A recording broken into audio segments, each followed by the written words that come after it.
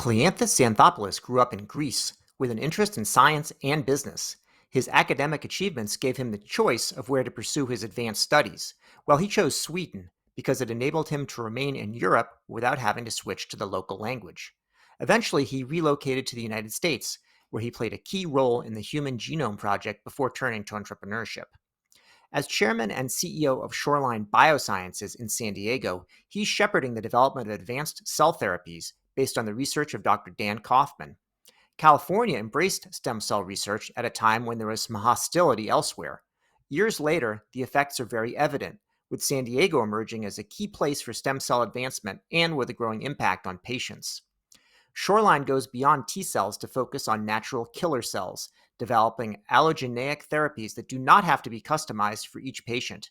If successful, should reduce costs and time, and it will widen the pool of patients who can benefit. I'm David Williams, host of the HealthBiz podcast and president of Health Business Group, a strategy consulting firm that helps companies like Shoreline develop robust growth plans. Reach out to me, dwilliams@healthbusinessgroup.com, if you'd like to discuss strategy for your company. Meanwhile, do me a favor and subscribe to the HealthBiz podcast.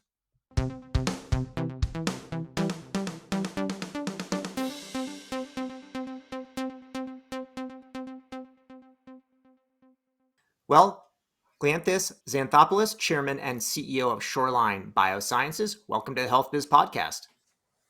Thank you. I appreciate the invitation. So I'm going to talk quite a bit about Shoreline, but before we get to that, there's a lot of interesting ground to cover in your own life. So if you don't mind, love to hear about it a little bit. And maybe starting back with your childhood and wondering, did you have any particular childhood influences that affected your kind of career and life path? Yeah, I come from a family of very curious people that always loved and embraced science, and also in parallel, being very much exposed to business. So I had a dual track, if you like, throughout my childhood, where science was very fascinating. I was good enough at school to be recognized and be able to get a good education in Greece, where I'm originally from, and then through a number of scholarships and awards, I was able to go to Sweden and conclude my graduate work in getting a master's and a PhD before I moved to the United States to begin my career as a biotech executive. And why Sweden? I was actually in Sweden recently for the first time, but I didn't. I wasn't unclear about the path from Greece to Sweden. Yeah, I was fortunate enough to have a very nice support by the Greek government as one of the scholars as I was graduating at the top of my class, and had the ability to choose where I wanted to go. And I liked Sweden because you could immediately emerge into your graduate work utilizing English as opposed to learning the native language. And at the time, I wasn't ready to move continents. So I wanted to stay in Europe, and it was basically between the Nordic countries and the Netherlands. If I wanted to not wait to learn the native language, so that's why I focused there. The UK was an option, but I didn't like the weather. Yeah, fair enough. No, Sweden is great, especially if you're there during June. Exactly. So, in any case, you have obviously huge experience from an educational standpoint and career, and also in different geographies. I'm curious about maybe hearing about your path. Once really joining up with the biotech industry in the U.S.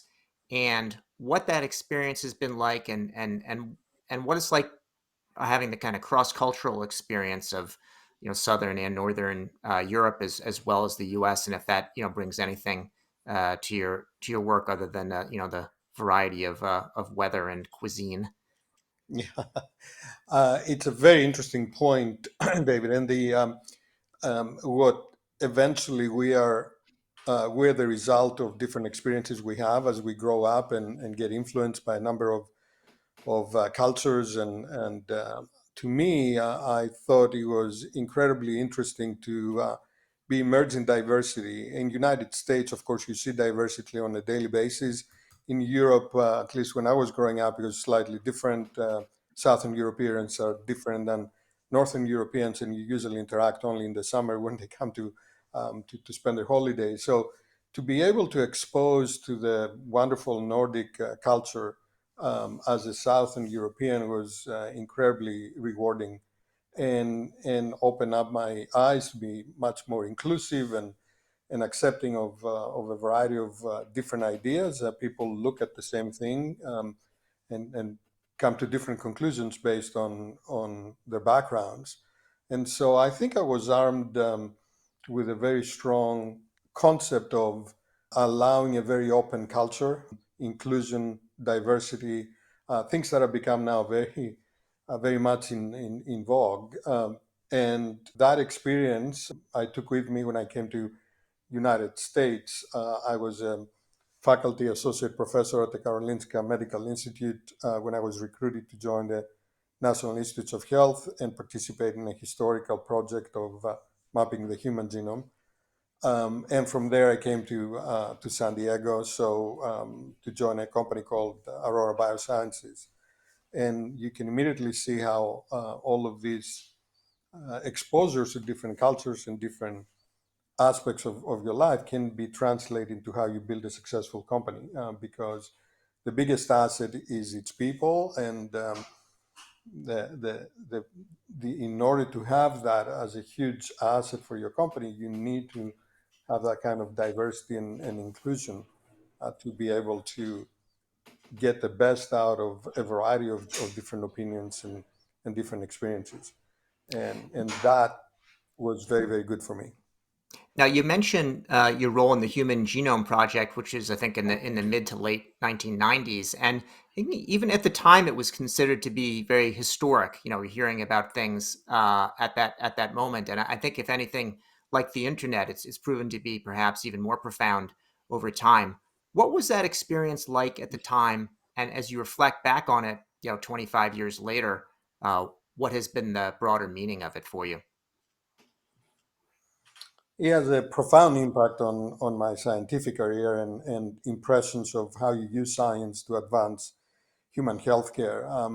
To be able to, even for a short time, and I was there for about 2.5 years, um, to be able to be at NIH and Building 49, the Human Genome Research Institute, led by Francis Collins at the time, now the director of NIH, about to be retired, unfortunately. It was something amazing because you had people that understood the historic impact of doing what we were doing at the time, and so passion, dedication, commitment, long hours, all of this was uh, really to support what we all were trying to do, which was a historical thing to map ultimately and sequence the human genome. So it was one of these things that, especially me as an extrovert, you you gain so much energy from the energy around you, and everybody was committed, enthusiastic, working extremely hard. It was one of these highs in one's career that is unforgettable. At some point, you ran into Dr. Dan Kaufman, and I know that this led in some way to the formation of Shoreline. Can you talk a little bit about Dr. Kaufman and his work in IPSC? Yeah, I have been in San Diego for now 24 years, and I've been involved in again, as a founding CEO of four different companies, Shoreline being my fifth. Obviously, had a lot of interactions with UCSD throughout the years, the University of California here in San Diego, and I knew a lot of the prominent professors through local interactions. Um, Dan's work is extremely impressive. His name is out there anytime you talk about pluripotent stem cells, hematopoietic stem cells, natural killer cells, etc. And we here, as a local community, were very fortunate to recruit him out of Minnesota about 7 years ago. And he joined UCSD as a professor of regenerative medicine. So I knew Dan from his work. I didn't know him very well personally until about 2 years ago when our paths crossed, and we share the same vision of creating a unique company focusing on cell therapy, utilizing as a core a lot of the technologies that he has developed over the last 20 years, and making a legacy company that will have a lasting impact on seriously ill patients. And that was the concept that united, excited us, and put us into a path to create Shoreline. And I'm extremely pleased that we did meet and had that kind of a connection. Yeah, I seem to remember that some years ago, and I should look this up before we got on, but state of California, I think, had a referendum and put some funding in place for stem cell research, particularly at a time where it was threatened on a national basis. Has some of that, has there been an impact from that action, if I'm remembering it correctly, and making California maybe even more of a center for cell therapy than it would have been otherwise? You're absolutely right. It does have a huge impact, and it's a long lasting impact. Um, the um, the Center for Stem Cell Research for the state of California was decided to be here in San Diego, and it's been operational now for several years. And in fact, Dan's laboratory is housed within that center, so it's not in the UCSD campus per se, but at this particular center. So there's a huge impact, and I think the focus on stem cells and the fact that this was ultimately decided to be placed in San Diego has created that kind of a core that has now made San Diego sort of a mecca for cell therapies, because we have half a dozen really good companies focusing on cell therapies in San Diego. And I think that's going to become even a stronger basis for developing and promoting cell therapies, which I believe have the potential to change the course of medicine. Yeah, if you could say a little bit more about, the potential for cell therapies and what some of the challenges are, that would be interesting to hear. From where I'm sitting, which is in Boston, I'm sure there's some cell therapy going on here, but a lot of times you see things grouped into sort of, gene/cell therapy without it necessarily being broken out and considered separately, at least in the, sort of the popular press. So what can you say about the state of cell therapies and where it's headed? Yeah, it's very interesting. I think there are clearly two distinct principles, right? Gene therapy is one, cell therapies are different. There's a lot of commonality in terms of some of the technologies that we're using. We're using viral vectors to transfuse cells, to maybe do some editing in these cells to make them more intelligent or so. But the absolute idea is different. The concept is for gene therapy to carry and correct potentially a gene through some sort of a vector, typically a viral vector. In cell therapies, your drug is actually the cell. And I will, as we go through discussing our vision, we literally see ultimately off the shelf cell therapies that are used like very similarly to what antibodies are used, or eventually, as you are thinking of taking a pill, we need to make that standardized, affordable, and accessible through community hospitals. So I think they need to be separated, gene therapies and cell therapies. Um, in in in the cell therapy space, if you think about the concept, we have been using cell therapies for at least the last 50 years. Bone marrow transplantation is a cell therapy, and that works extremely well, as we know, and has been life saving for many, many patients. Dan is an MD, PhD, and he's actually a hematologist.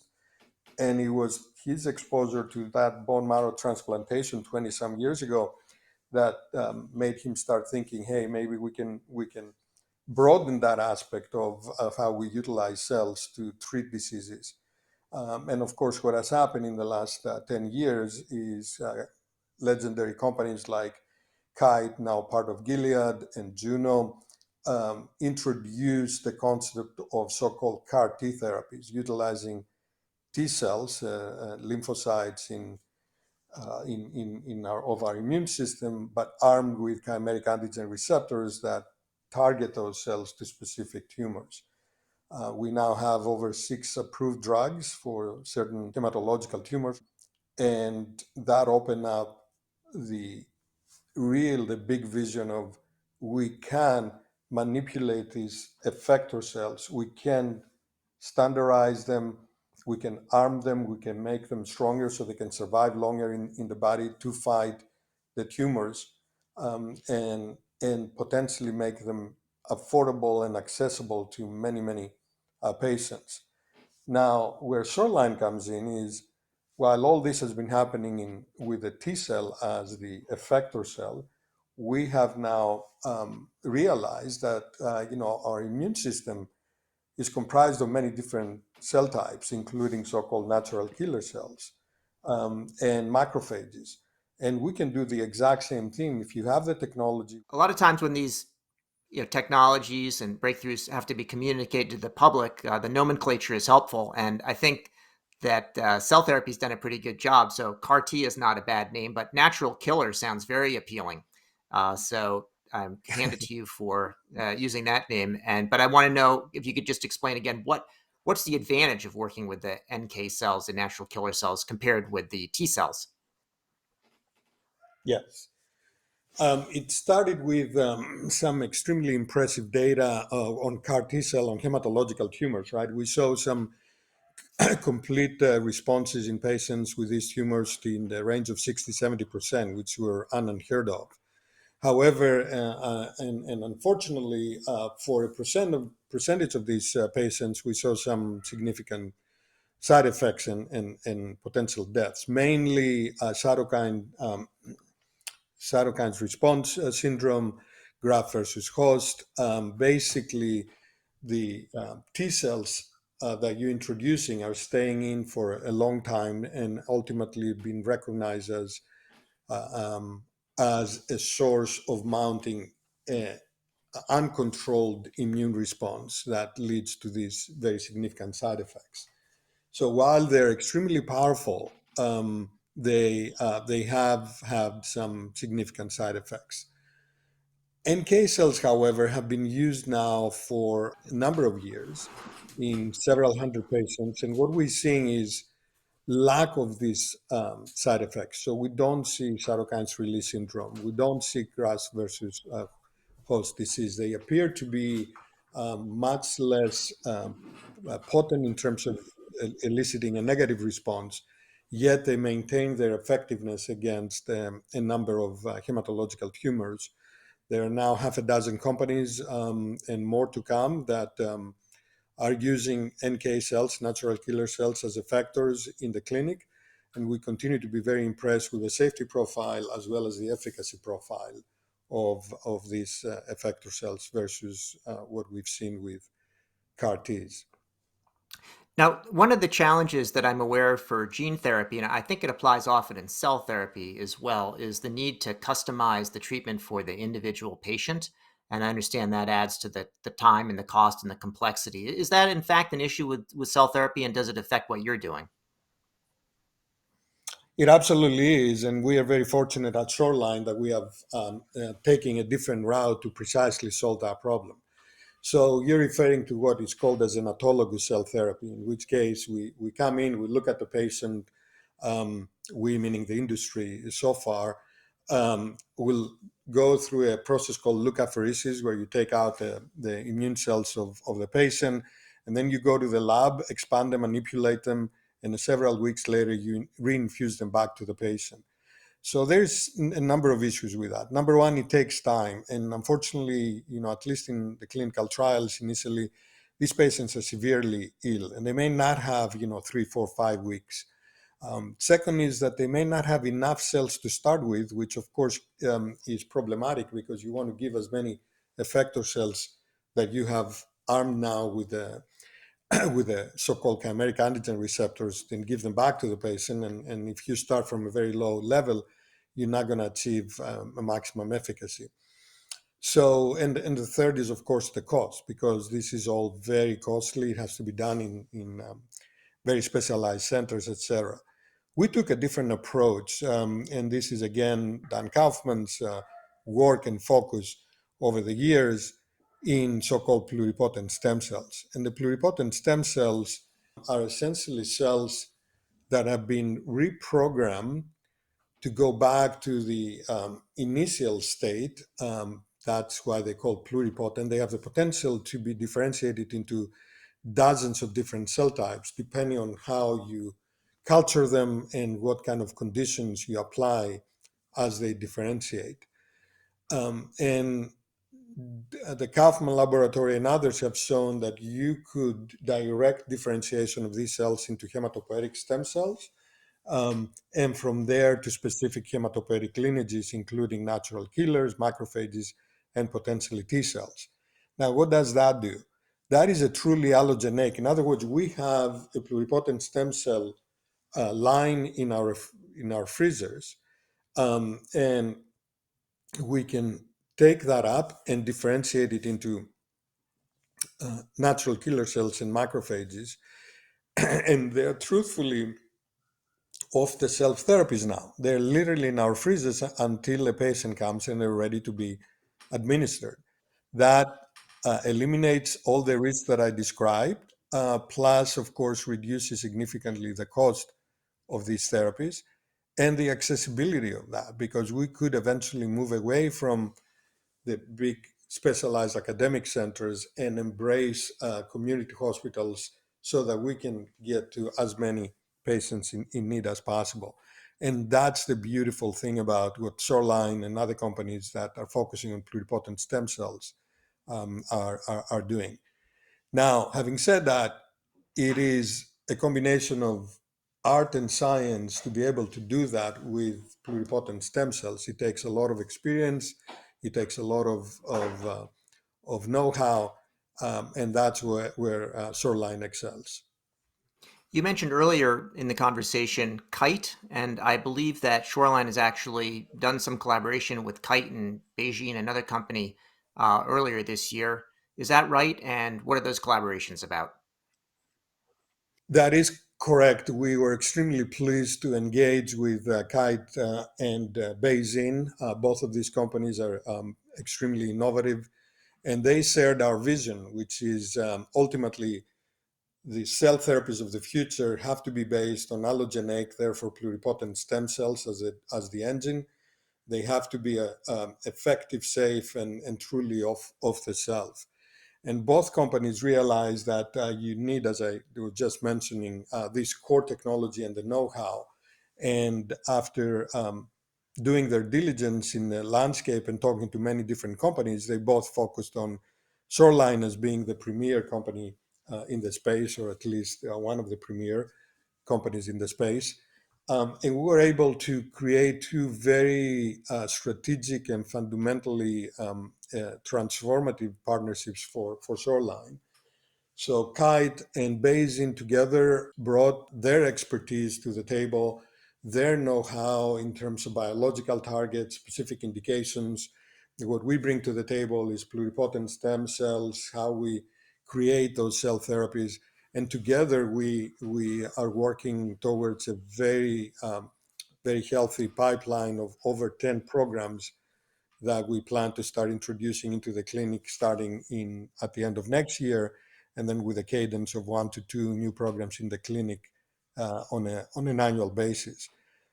They also, in addition to expertise, know-how, and validation, brought significant financial support for our company. We received over $100 million up front. These deals, if they go well, we will receive over $4 billion, and then royalties in the products that we develop together once they become commercialized.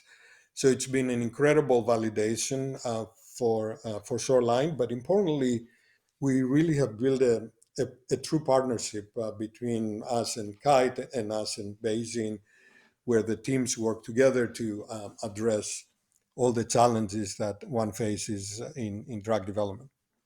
Well, I hope that you get the 4 billion and even more, because that will mean that some wonderful things have happened for patients. So we'll certainly be keeping an eye on that.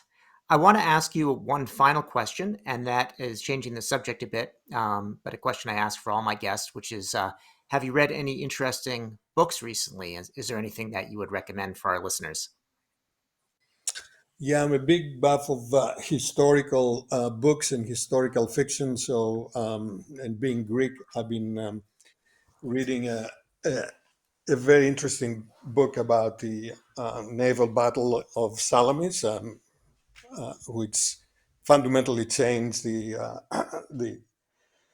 the history of Western civilization. It's by Javier Negrete, and it's called Salamis. It's a great book for those who want to see the human element on situations where life and death are online, and how one makes some decisions that potentially affect not just themselves, but historically change the course of humans. Great. Well, that sounds like an interesting one, and one that I have not heard before from a guest, so I'll be sure to check that out. Well, Kleanthis Xanthopoulos, Chairman and CEO of Shoreline Biosciences, thank you very much for joining me today on the HealthBiz podcast. My pleasure. I appreciate very much the invitation, and it was extremely nice talking to you. You've been listening to the HealthBiz podcast with me, David Williams, President of Health Business Group. I conduct in-depth interviews with leaders in healthcare business and policy. If you like what you hear, go ahead and subscribe on your favorite service. While you're at it, go ahead and subscribe on your second and third favorite services as well. There's more good stuff to come, and you won't want to miss an episode. If your organization is seeking strategy consulting services in healthcare, check out our website, healthbusinessgroup.com.